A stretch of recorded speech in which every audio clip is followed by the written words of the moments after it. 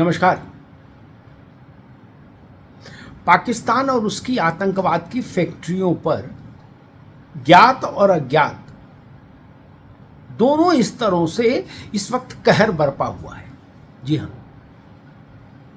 ज्ञात कहर तो अभी आपने देख ही लिया, ऑपरेशन सिंदूर, जब भारत की सेनाओं ने पाकिस्तान को नाको चने चबा दिए, घुटनों पे आ गया, त्राहिमाम त्राहिमाम की पुकार करने लगा, 100 से ज्यादा आतंकी मारे गए।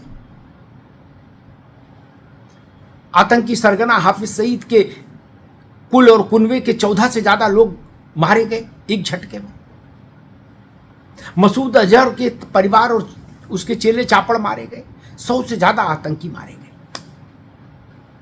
और इसके समानांतर पाकिस्तान में एक कहर और चल रहा है,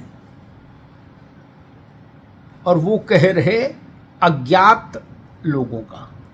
जी हां, अज्ञात लोगों, अज्ञात हमलावरों का, इन्वर्टेड कॉमा में कर लीजिए। वो भी पाकिस्तान में दुष्ट दलन का अभियान चला रहे हैं, अज्ञात सूत्र भी। आतंकी उन्मूलन की मुहिम समझ लीजिए आप उसको। और इसी क्रम में कल रजुल्लाह निजामी उर्फ अबू सैफुल्लाह मारा गया। ये अबू सैफुल्लाह कौन था? ये लश्कर का एक टॉप कमांडर है, था मतलब। नेपाल में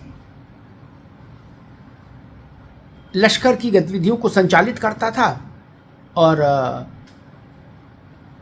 वहां से भारत में घुसपैठ और दखल कैसे हो, आतंकी घुसपैठ और दखल, उसका इंतजाम देखता था।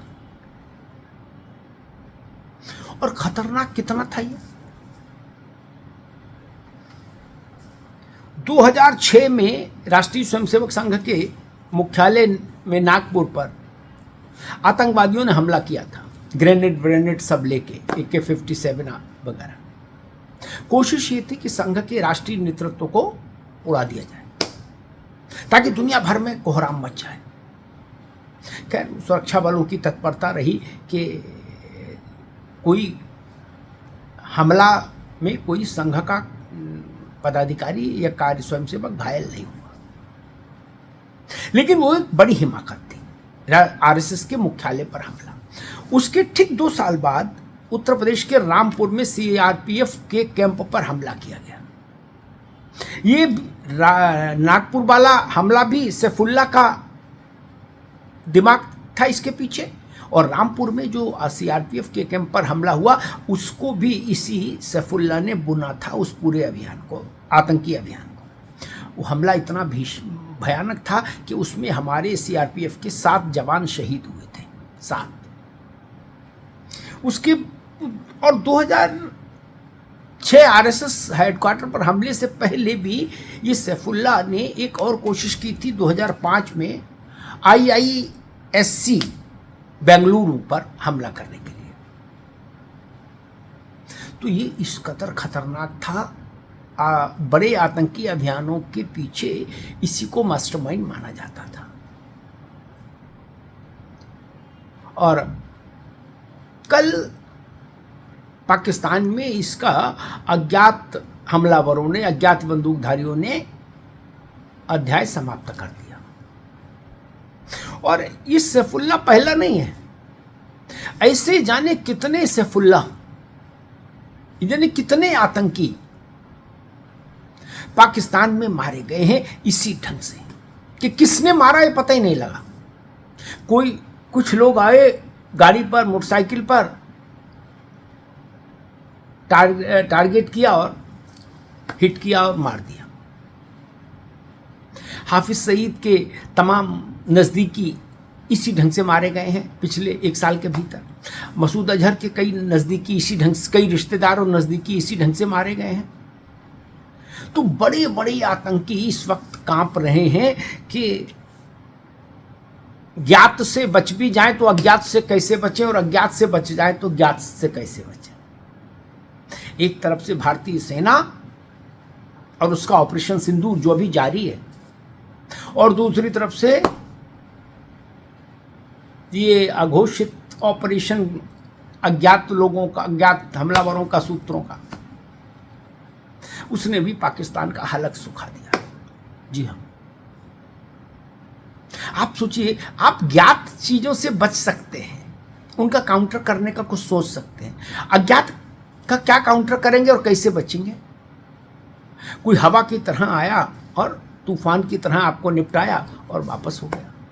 पाकिस्तान इसी कहर से जूझ रहा है और टूट रहा है।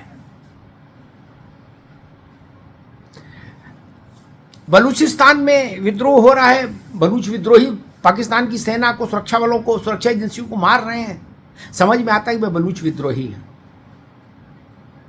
लेकिन जो बड़े बड़े आतंकी सरगना चौक पे, चौराहे पे, गली में, नुक्कड़ में, मोहल्ले में मारे जा रहे हैं, मस्जिद में, मस्जिद के अंदर, मस्जिद के बाहर, उनसे पाकिस्तान ज्यादा हतप्रभ है। इन घटनाओं से उसकी सिट्टी पिट्टी ज्यादा गुम है। वो समझ ही नहीं पा रहा कि किधर से बम आया और किधर से गोली आई और हमारा कोई लाडला आतंकी शहीद हो गया, मारा गया। पाकिस्तान के लिए तो आतंकी शहीद हैं, और अगर शहीद नहीं होते तो हाफिज सईद के जो आतंकी परिजन मारे गए भारत के ऑपरेशन सिंदूर में, उनको 14 करोड़ का मुआवजा पाकिस्तान सरकार क्यों देती? पाकिस्तान के लिए हर आतंकी पूज्य है, शहीद है, और हर आतंकी के सजदे में वहां की सरकार और सेना बिछी रहती है। ये आज का इतिहास नहीं, अनंत काल से यही चल रहा। वहां यही पाकिस्तान का मूल स्वभाव है, चरित्र है, स्वरूप है। लेकिन अब सैफुल्लाह की कल जिस ढंग से हत्या हुई है और सैफुल्लाह को जिस ढंग से ऊपर रुखसत किया गया है, उससे पाकिस्तान की सिट्टी पिट्टी और ज्यादा गुम हो गई है। पाकिस्तान समझ गया है कि एक ऑपरेशन सिंदूर है और एक कोई दूसरा भी ऑपरेशन है जिसको पता नहीं कौन लोग चला रहे हैं, लेकिन जो भी चला रहे हैं वो पाकिस्तान में आतंकवादियों के लिए काल हैं, काल से कम नहीं। पाकिस्तान के लिए ये भी एक बड़ी घंटी है खतरे की। सैफुल्लाह के मारे जाने के बाद अब ऐसा ही खतरा दूसरे आतंकियों के लिए भी है। वो उनके लिए भी मैसेज साफ है कि बकरे की माँ कब तक खैर मनाएगी, कभी तो बकरीद आएगी।